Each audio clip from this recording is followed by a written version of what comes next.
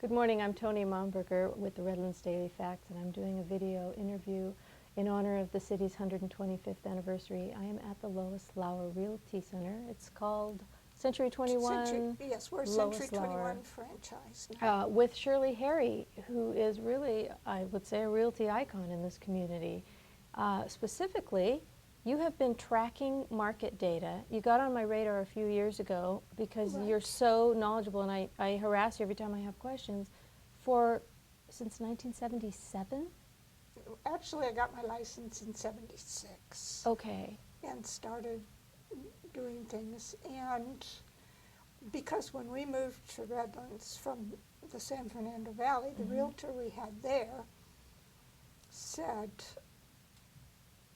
when we asked him how we would know value out here, Mm-hmm. and he said, check the price per square foot. And we moved here in '67. The price per square foot in Redlands in '67 was $10 to $12. $10 to $12. Now, to put that in Square perspective, foot. what is it now per square Well, foot? we're now, we were around 150, 180. We're now pretty much things that are listed are around 200. 200 since 1976. 67. Since That's when we 1967. moved here in '67. Then when I started tracking, when I got my license and I started tracking, it was $43, $44, $45 a square foot. So in that 10 years, it had increased. Now, But bear in mind, when we moved here in '67, they were in a down market. Okay. Very down market in '67. When I got into real estate in '76, that's when they were on the road up to a peak market in '79. Markets in Redlands tend to go peak to peak 10, 11 years. 10, 11 years? Uh-huh. Okay. Peak to peak. So what's the highest per square foot that we hit? I'm assuming it was in the mid-2000s. Probably, and occasionally, and it's all variable because if it's on acreage, it's going to be a higher price per square foot. And if it's a small house, it'll be a higher price per square foot than a large house. It's Okay. just the way the data works, because it's a totally unscientific data, because it's only based on what's this sold. is what it's sold for and this is the size of it. Okay, so if all the property that existed were for sale, Yeah. it would change the averages. Did you ever have an average? Did you ever calculate yeah. it one week and say, Oh, oh my yeah. gosh, I got to call everybody because look at this?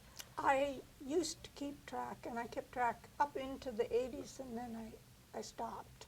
Computers probably did me in because I all calculated it by hand.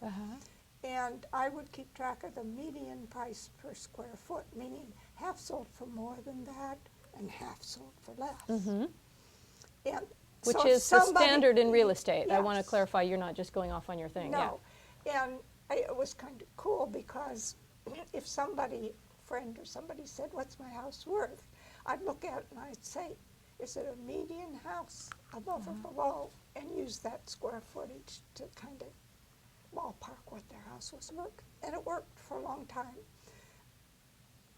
Actually, I would say since the downturn in 2007 and 2008, price per square foot hasn't worked very well. Really? Right, because it's all over the map. Okay. First of all, there aren't very many houses. You know, the amount of houses declined that were on the market and sold. The value, you're saying the inventory The inventory declined. there's not much available. Right. Okay. And a lot of That's what, of course, is now driving prices up, is the small inventory.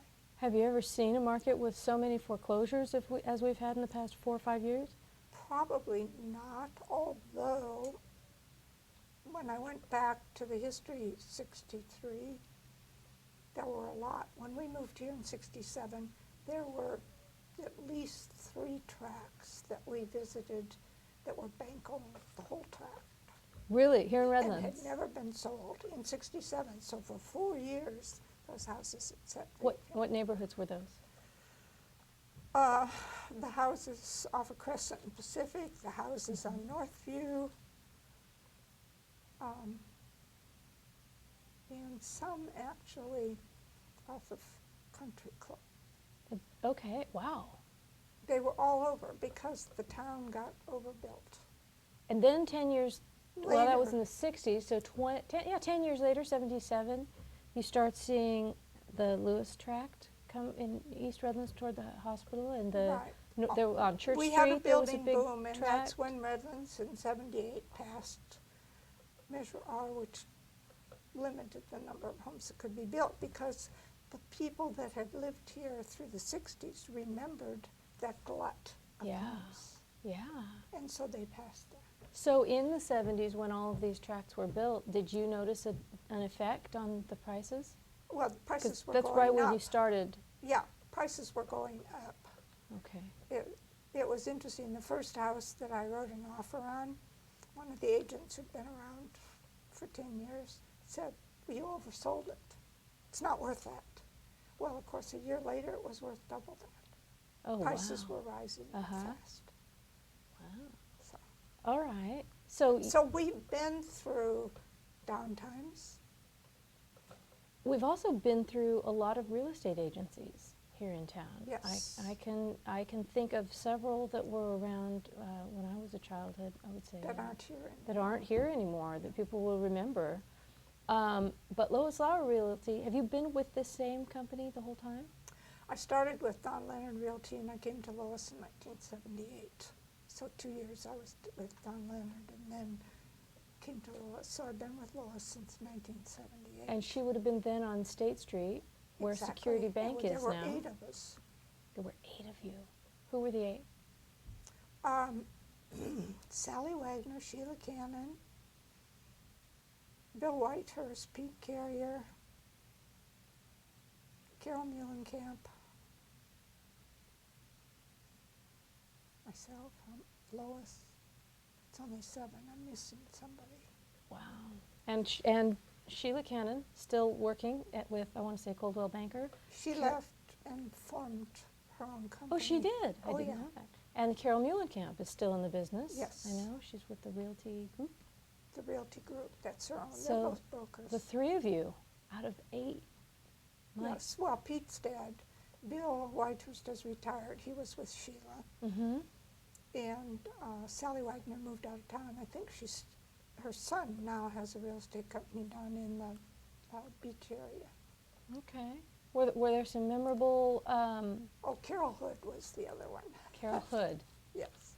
Were there some memorable homes? I'm specifically thinking currently, the Morey Mansion is for sale. Yes. The house that Elmer Kingham lived in is for sale. I know that last night a Heritage Award was given to the home where Grace Mullen lived. Are these homes where Redlands pioneers lived? Do they sell faster? Do you have is it memorable when they're for sale, or really does it just? No, it's just the history of the house. I don't know that changes the sale that much. And does a realtor have that information? Do you have a list? Here's where No. Judson and Brown lived, and or do people just tell you when their house goes for sale? People usually just tell us. You could go to the library and look it up. If it were an interesting house, you might want to do that. Okay. You know, go research it and see, okay. Mm-hmm. Now, Redlands has a lot of interesting houses. Oh, Redlands loves its tremendous. historic houses. What can you tell me about the historic housing market, the historic houses in Redlands? Well, there's a cadre of people who like the historic houses. Yeah, I'm one of them.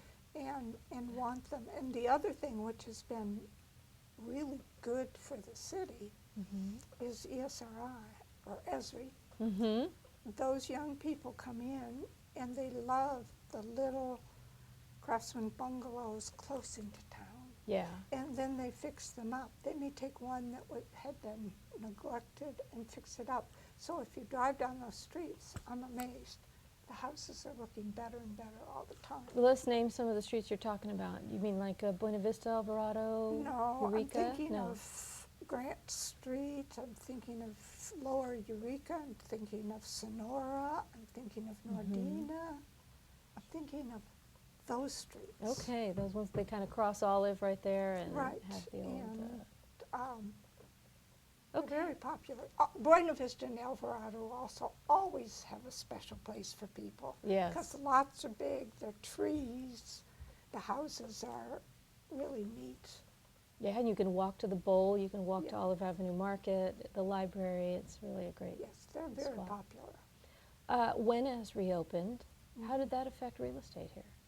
Well, initially not tremendously, because many of the people they hired were just out of college and they just rented. Oh, They didn't buy initially. is it a factor now? Yes, more and more of them are buying. I would say the last, particularly when things became so affordable 2 years ago. Really? Oh, yeah. Okay. Yeah. And things are moving up.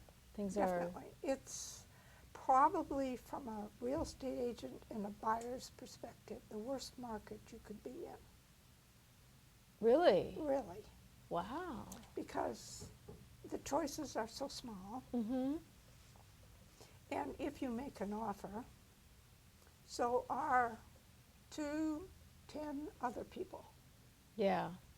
So you write the best offer you can, and if you're an FHA buyer, which a lot of people are, Forget it. the seller won't take it. They look to get an all-cash buyer or somebody with 20% down, conventional, things like that. Very hard for the ordinary young person who's an FHA buyer, And doesn't just have a lot of cash. to clarify, for anybody who hasn't been Yeah. studying this, an FHA buyer is going to come in with 3 to 5% down, 3.5%. 3.5%, and they're going to be probably buying in the most competitive market, which is the $100,000 to $200,000. 100 to 300. Okay. Yeah, very difficult. I have some buyers that I now thankfully have in houses that I wrote 6 to 8 offers for before we finally, and the one, when she finally got a place, paid $16,000 over ask. Wow. That's what's driving prices.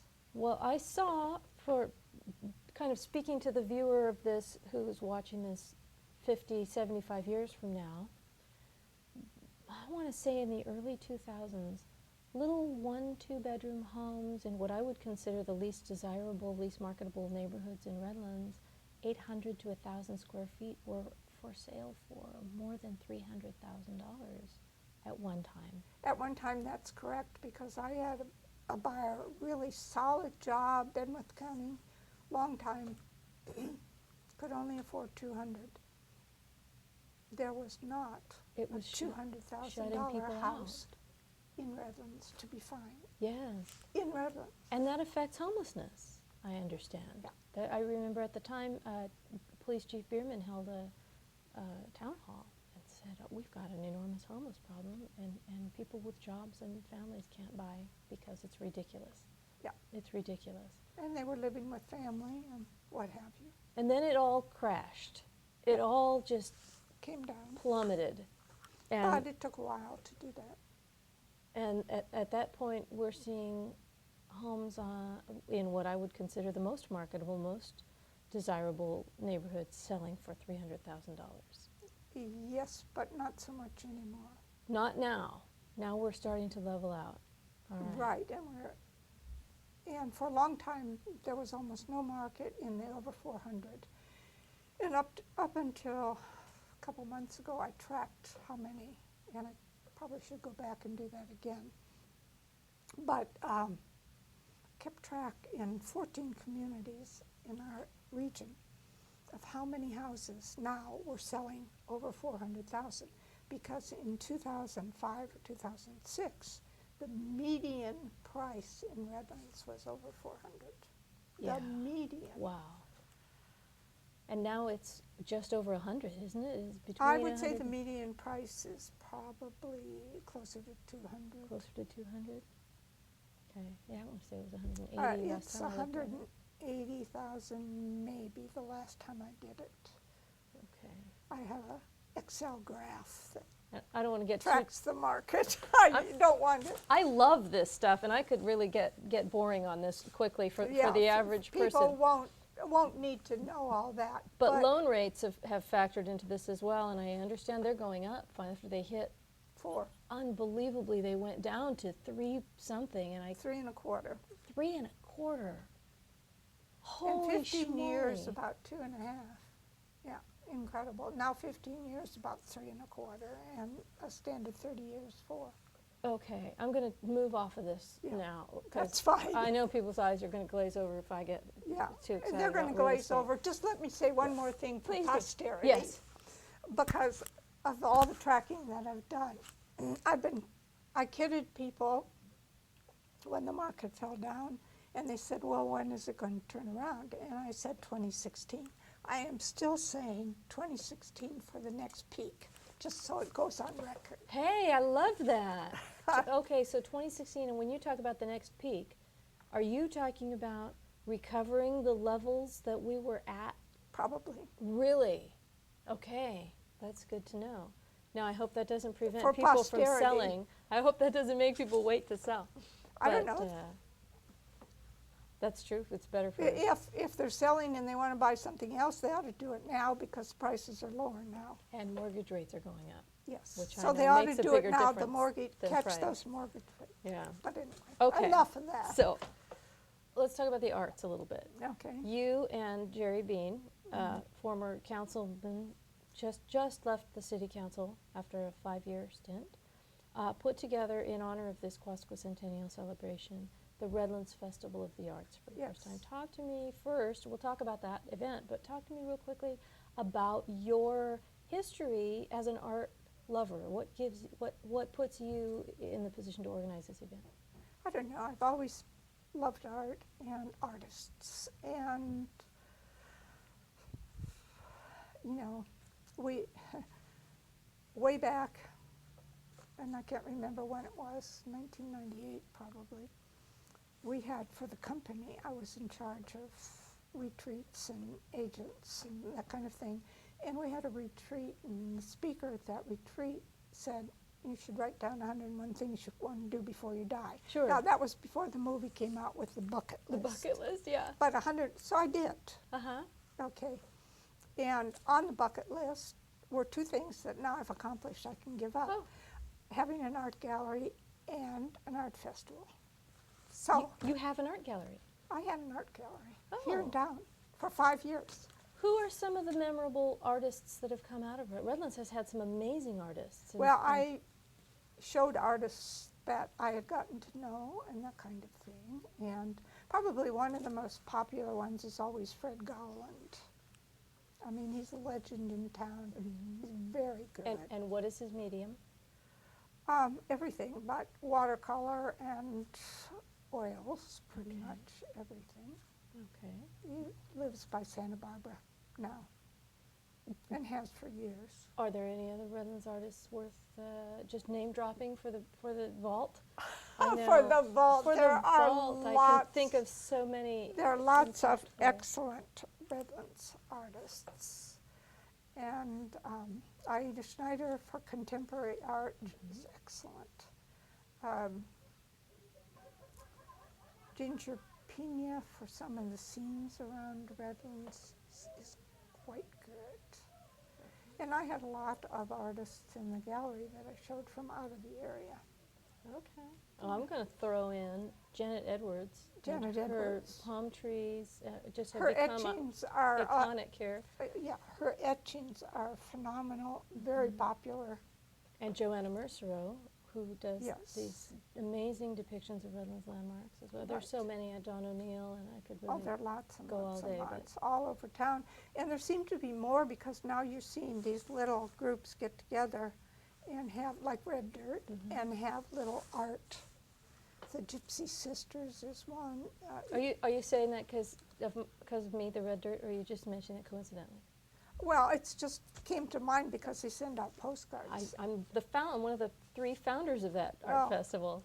Right. So, you know, and I used to go when they'd have them in somebody's backyard. that kind of thing. I'm addicted to buying art. It's a terrible That's addiction. wonderful. Let me tell you, it's a terrible addiction. I look around and I think, I don't know what my kids are going to do. And they take the art if they want it. But I have closets filled with art that's not hung. It's just because I can't stop buying it. Wow. That's Horrible pretty cool. addiction. But anyway, that's how I got acquainted with a lot of artists, because I buy their stuff. Okay. And before we wrap up, I want to talk about, you worked all of these years with Lois Lauer, who we wanted to include in this feature, but she got ill and she's no longer with us. She is, there's some title that she's got as like the most successful businesswoman in the history of this town. Probably.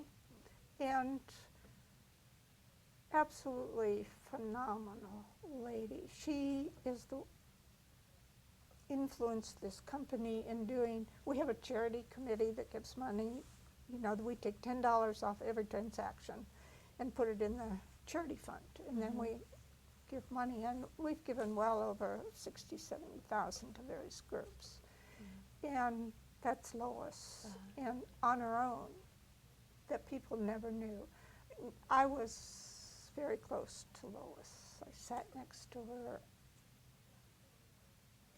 We shared things, and the reason I've been here all these years, if I went to her with kind of a sticky wicket real estate problem that I didn't know how to solve, and she would come up with an answer, totally ethical, totally fit within my philosophical boundaries to solve problems. And that's why she was so good. If you had a problem in a transaction, she'd get everybody together, sit down, let's talk it out, rather than let's run to the courts and solve this problem. And I think that's what kind of was the example for our agents, because I've watched agents who came and seen them mature and be influenced by what she gave to the company. And I'm not saying she was a saint, because she was not. She had a temper, and she would let you know what she thought. But she'd come back if she yelled at you afterwards and say she was sorry, but she did have a temper. But absolutely the grand dame, or as some people in town called her, the queen mom. Oh, yeah. Of real estate. Very, very admired. Right. And we have agents. I don't know how many off the top of my head now, but I would say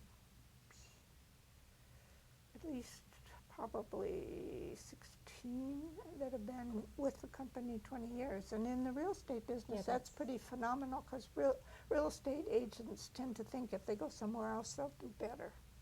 Well, and specifically through this past real estate boom and crash, I know that, okay, I'm going to get started again.